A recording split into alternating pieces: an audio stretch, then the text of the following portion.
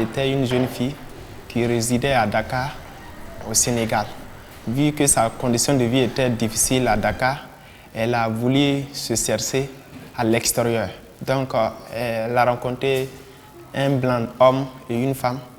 Voilà. Et vu que les blancs étaient gentils avec lui, quand elle était à Dakar, elle les a suivis pour aller se dire en Europe, précisément en France. Voilà, pour travailler et s'occuper des enfants de sa patronne. Voilà. Donc, arrivé là-bas, mais c'était plus le cas.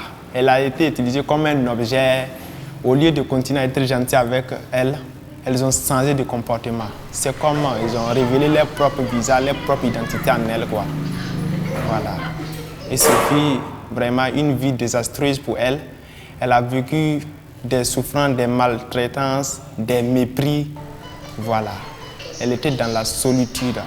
Et par la fin, le stress lui a conduit à se suicider. Le titre du film, c'est La Noire 2, réalisé par Ousmane Sembène en 1966.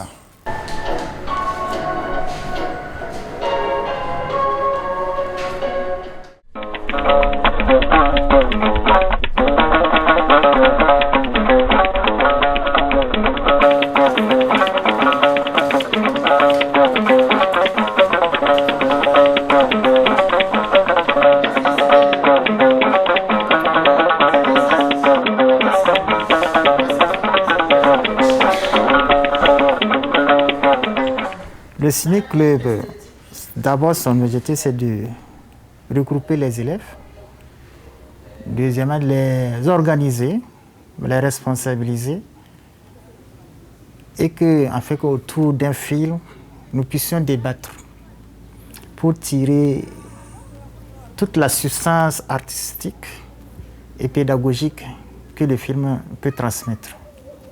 Voilà, parce qu'il n'est pas sans ignorer que lors des dissertations, lors des commentaires de texte, on peut citer un auteur, un réalisateur, son œuvre, pour étayer des argumentations. Ce ciné-club aussi, je pense que ça peut permettre de créer des vocations.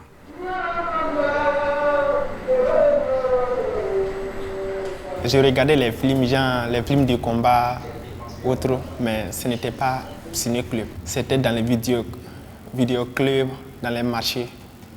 Oui. Et des fois, c'est là à la télé. C'est ma première fois de suivre un film dans une ambiance, voilà, avec des débats. Ah, vraiment, j'apprécie vraiment ça, parce que c'est très bon.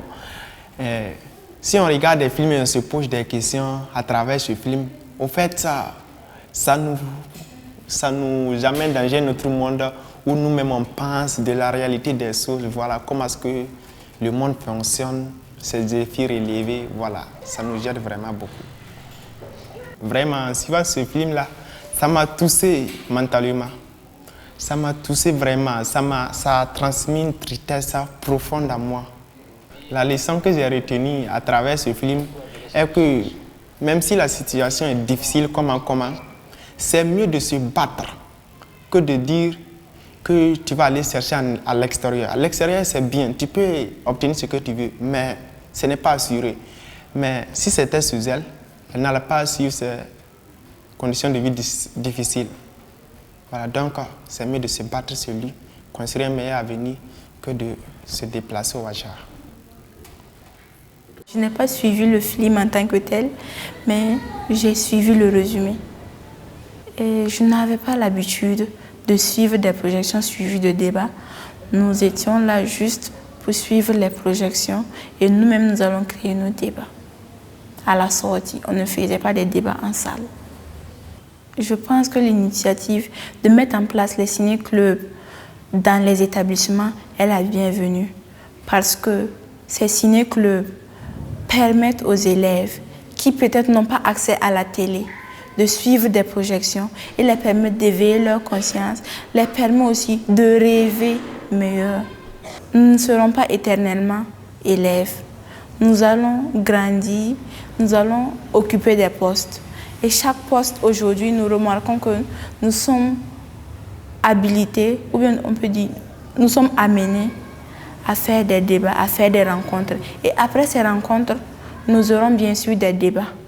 Et cette séance de projection nous permet de nous préparer à ces futures conférences.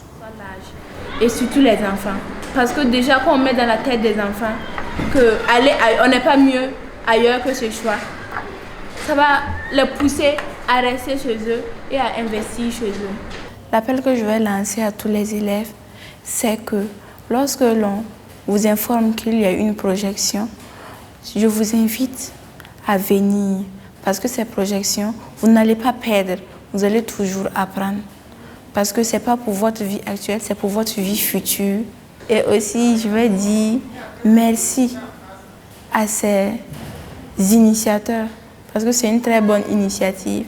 Et je leur demande aussi de promulguer ça encore, pourquoi pas diffuser ça dans les coins les plus reculés, afin que toutes les couches sociales, toutes les régions puissent en profiter. Je tiens à dire à tous ceux qui nous suivent qu'ils s'engagent fortement dans les lieux publics dont on organise des temps pour regarder les films ciné-club. Vraiment, ça cultive. Moi, personnellement, je savais, mais ça m'a ajouté quelque chose de plus. Voilà. Donc, je tiens à inviter toute personne qui est passionnée des films ciné-club. Voilà. Ils peuvent nous rejoindre dans notre club. Ici, c'est la famille. Voilà. Merci. Aucun art n'est mineur. Tout construit l'homme. Voilà. Et c'est d'interpeller tout le monde à mettre la main à la pâte, à se donner la main, à encourager aussi ceux qui font le travail sur le terrain et à promouvoir surtout l'art au Burkina Faso qui est très riche, mais malheureusement mis de côté. L'association Bouni Pama est en train de faire sa part et s'encourager. On appelle aussi les autres ONG, les autres associations qui sont dans la région aussi, à venir se joindre à eux, pour que nous puissions réaliser de belles choses. Et j'espère aussi que, au-delà de notre département, ça fera encore tache d'huile dans la province, dans la région et pourquoi pas sur le plan national.